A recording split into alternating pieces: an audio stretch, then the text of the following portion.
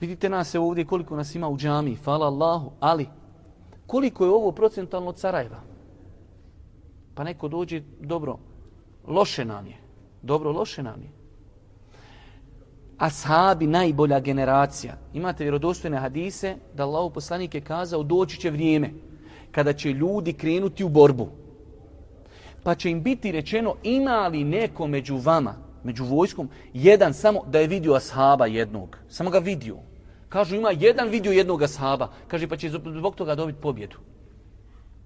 Toliko je velika generacija ashaba da će biti znači vrijeme kad će ljudi krenuti u borbu. Pa im neko kaže ima li među vama samo jedan koji vidio jednog ashaba. Kaže imamo jednog takvog. Kaže zbog toga ćete pobijediti. Pa će doći drugo vrijeme pa će kazati ima li među vama neko koji je vidio nekog koji je vidio ashabe. Kažu imamo takvog jednog samo. Kaže zbog toga ćete pobijediti. Ti ashabi kada su jednu samo prekršili naredbu Božijeg poslanika na Uhudu ubijeno 70 ashaba. Izgubljena bitka, Božji poslanik ranjen zbog jedne naredbi.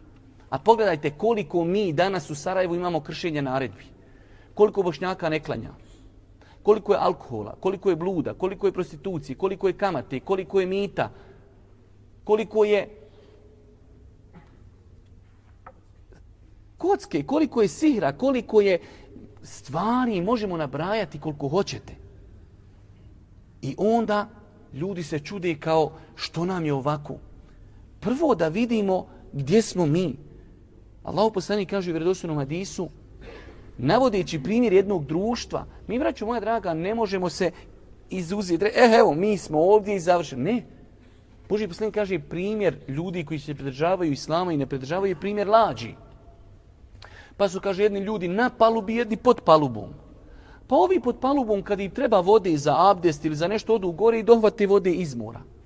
Pa im tako vremenom dosadilo da oni gore uznemiravaju, pa jedan od njih kaže njima, šta velite da mi dole sebi proklucamo rupu, pa dole imamo pipu, odvrnemo, zavrnemo, kad nam treba vodi da oni gore ne uznemiravamo.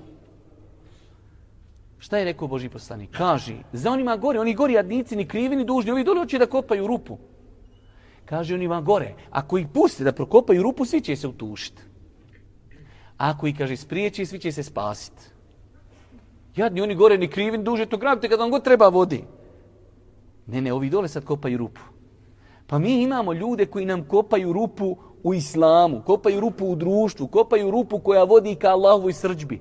Ako mi ne pokušamo začepiti tu rupu, otuda može doći svakakav azab. I kad dođu, kad spadaju čuskije, kad dođu poplave, kad dođu skakavci, kad dođu svašta nešto, neće on reći, ovo je Pezićeva kuća, poplava nek ide okolo. Pezićeva ode prva. Pa smo mi dio ummeta. Pa ne možemo, znači, na tom putu, evo mi, alhamdulillah, klanjamo, postimo, idemo na hadž i to je to. Ne. Mi smo komplet.